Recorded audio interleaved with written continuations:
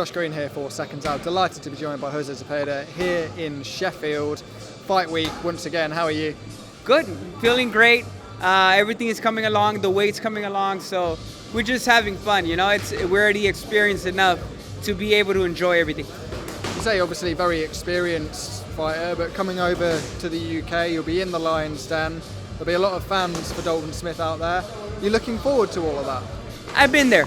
I've been there a couple of times actually, and I don't mind it. I don't mind it at all. Every time that's happened, I've done good jobs, so we don't mind it. I know at the end of the night, everybody just it's a whole big family in boxing.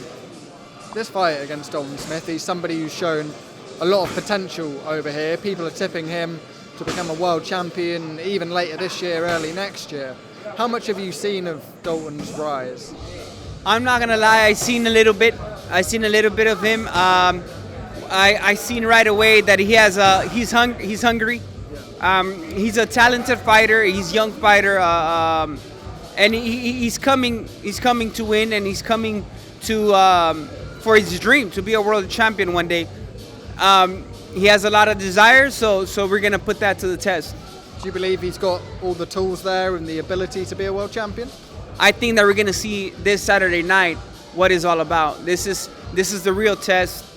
I've been fighting a long time, and I know when you're in the top 10 already, top 15, it's a whole different level. How much is that experience for yourself is gonna be a factor, do you think, in that fight? You've been there right up at that world level, right at the summit of the division, whereas Dalton's still very much on his road up to that level. Yeah, when you're in those big fights, you learn a lot.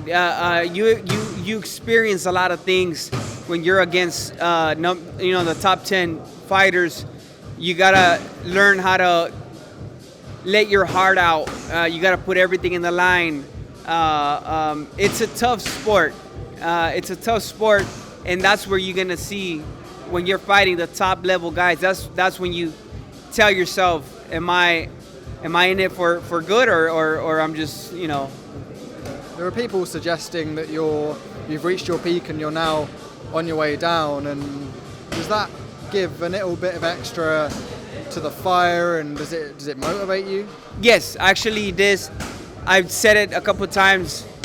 I train probably the hardest for this fight because of my experience, because of my age. I'm 34. I know what it takes. I know what I'm supposed to do. I know how much I'm supposed to train. So I train my hardest.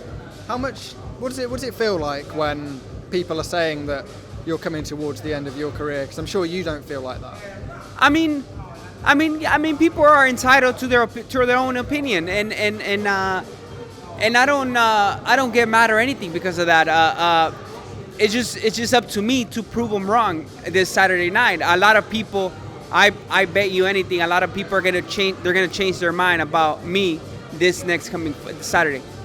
The British Boxing Board and the EBU have already ordered Dalton Smith against Adam Azim. Do you feel like you're being overlooked in this fight by the promoters and maybe by the team? Oh yeah, they'll see that. They're gonna see that they did wrong doing that.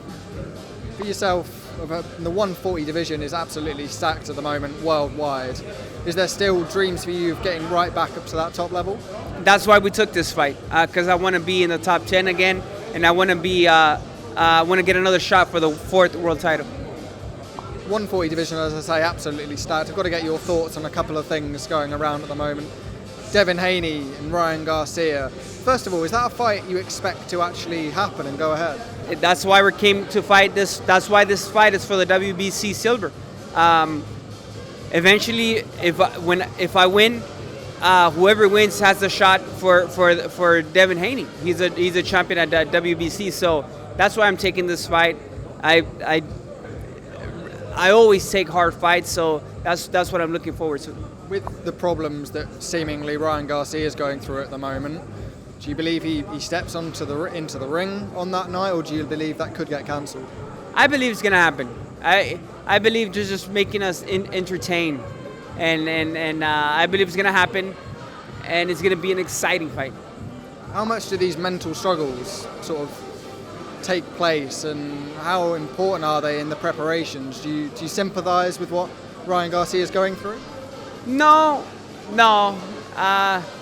He's doing his own thing. I don't know. Nobody knows if he's doing it for reals or he's just making a dramatic fight or making it dramatic. I don't know what's going on, but I just hope that there's a fight because it's going to be an exciting fight. You talked about Devin Haney, who's obviously right at the top of that level. Tank Davis as well, big star over in America. We haven't seen that much of him over here. I mean, how much of a star is he over there, and what would you be thinking his next moves are? Devin Haney's? Tank eventually, I think he's going to move up to 140. Yeah. And he's a cash cow, man. He's going to be able to do whatever he wants. He's the one that's paying a lot of money. He's going to pick his fights, and it's going to be pretty much whatever he says. The fight over here, Josh Taylor and Catterall got put back a month. Obviously an injury to Josh Taylor. How do you see that fight going in the rematch? There was obviously a lot of controversy in the first fight.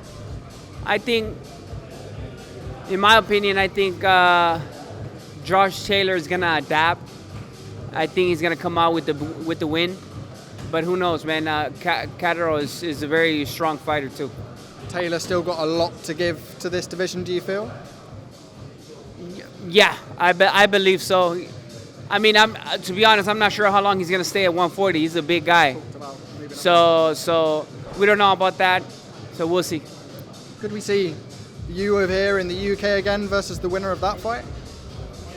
I don't know about in the UK, but yeah, maybe we could see that fight if it comes down to. Okay, Jose, thank you very much for your time. Thank you.